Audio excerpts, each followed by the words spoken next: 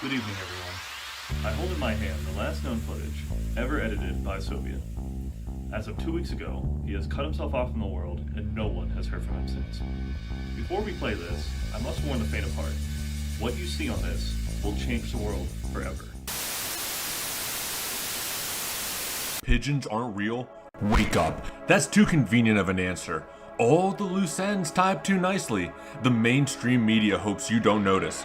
What if I were to tell you that the truth is much darker? You see, pigeons are as real as can be. 100% flesh and blood. With every cell loyal to the Illuminati. The true objective of pigeon kind is to enact population control on the unsuspecting masses. After losing countless nights of sleep, digging deeper into this conspiracy, I can safely say no other creature on Earth is as tailor-made to kill humans as pigeons are. The moment I recognized this, I felt compelled to document this massacre going on in front of our eyes. Starving your enemy is brutally efficient. The Irish potato famine, the Indian famine, the Harlem Door, and the Great Leap Backwards were all some of the most massive engineered losses of life mankind has ever seen. An amoral cabal like the Illuminati has long since taken note of this. So I'm sure the Illuminati would love to find a way to wean 1 billion or 5 of us off of food permanently. But committing mass genocide is tricky business. It's easy enough to co-opt and control a handful of countries where you can just pay off a selfish consolidated ruling class. But eventually, you're going to run into nations that have too diverse a power structure to buy out. Or worse yet, they have morals and long-term thinking. You could try to infiltrate those countries with agents whose job is to destabilize the region, but that's time-consuming, and honestly the effectiveness of those operations is far from guaranteed. So what do you do in this situation if you're the Illuminati? What if the answer was direct action, but not by traditional means?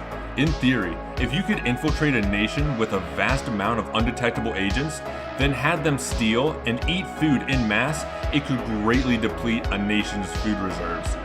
These agents would need to be crafty, possess no qualms around theft, be able to get into any and all food storage facilities, then gluttonously eat anything edible in sight.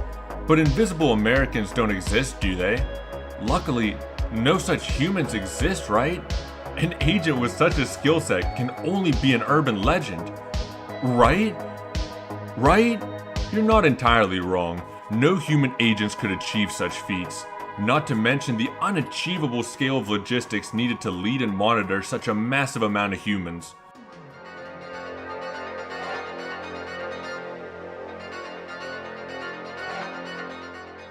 Did you forget about the focus of this video? Pigeons are everywhere. In every nation, masses of these avian agents reside without raising the slightest bit of suspicion. They are unbound by the land or the sky. These graceful masters of both realms are the mythical agents of destruction long talked about only in theory. In the past, locusts have been feared as destroyers of sustenance. Now imagine a monster 140 times larger than your average locust. This monster is no mindless insect either. Its heart beats ever loyal to the Illuminati, and its ruthless mind is constantly scheming up its next dastardly deed.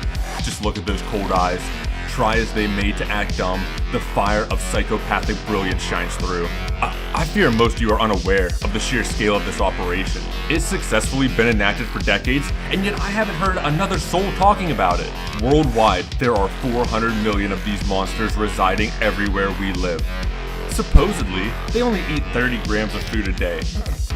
Yeah, okay. I've seen them fat bastards. If 30 grams a day is a healthy amount that they supposedly stick to eating, well, I don't believe it. I bet these gluttonous fucks are packing down at least 60 grams a day.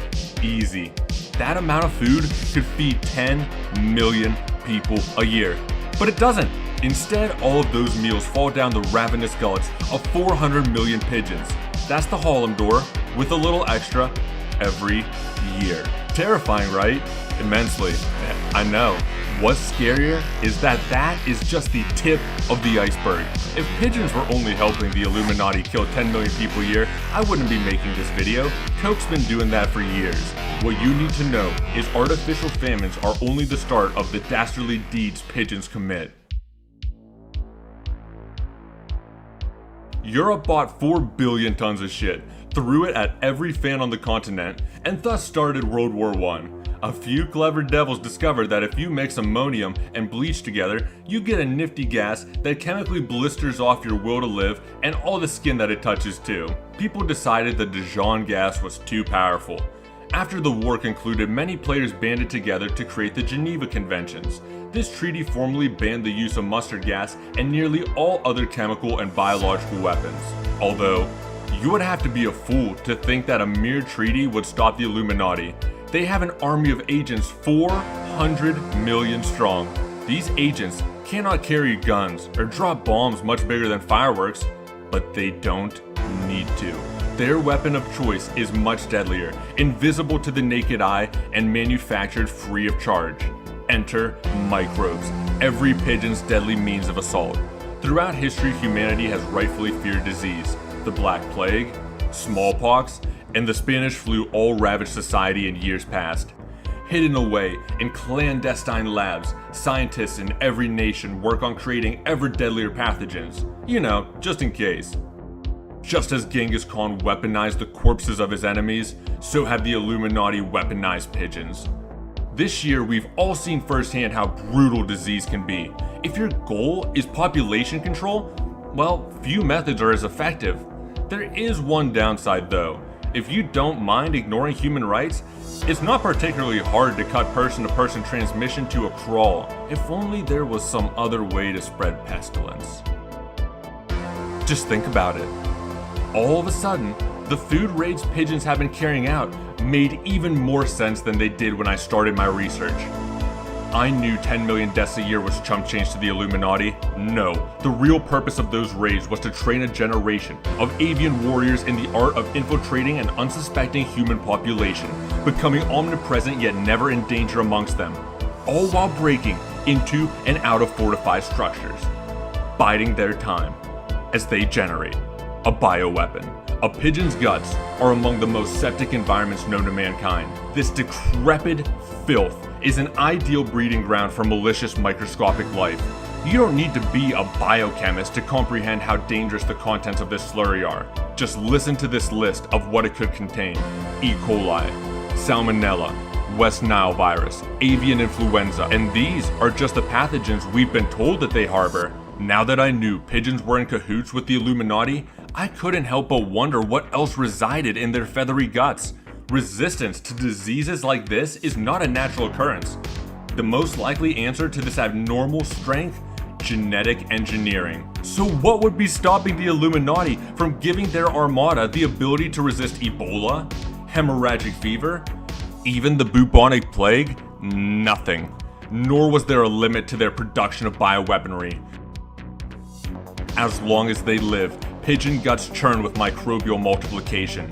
All this process requires is a steady supply of food. But this had long since become a non-issue to the pigeons. Once they make it through training, a pigeon's life is almost thoughtless. Eat, attack a target, then go back to stealing food to recharge their reserves and starve another family. This research had taken me down a road I couldn't turn back from. I was face to face with concrete proof of the most dire threat humanity has ever faced. A choice needed to be made. Do I bury what I had uncovered and go on with my life, hoping each day to remain untargeted by those hollow-boned harpies? Or do I lead the charge against them, act as a vanguard in the hopes of stopping them before it was too late? I made up my mind. No matter the personal risk, I wouldn't be able to call myself a man if I failed to act when duty called. Plans began to form in my mind. If I was to effectively combat this threat, I would need a man, no, a bird, on the inside. If I was lucky, maybe there was a pigeon or two opposed to the Illuminati's plan, looking for a way to fight this insidious cabal's dastardly desires. Hours turned into days as I dove into dark web forums and called in every favor I had in the hopes of turning up a lead. As my search started to feel like a wild goose chase, the impossible happened. I got in contact with a defector, and they agreed to meet me the very next morning. Could this finally be the breakthrough that I was searching for? Let's hope. The morning sun rose, and with it so did I. The defector messaged me saying they would be a bit late as they wanted to take a longer route to make sure they weren't followed. I thought nothing of it. If anything, it seemed like a smart move. Another hour passed and I readied myself to leave. Little did I know, this would be the start of the end. You're next? Oh, fuck!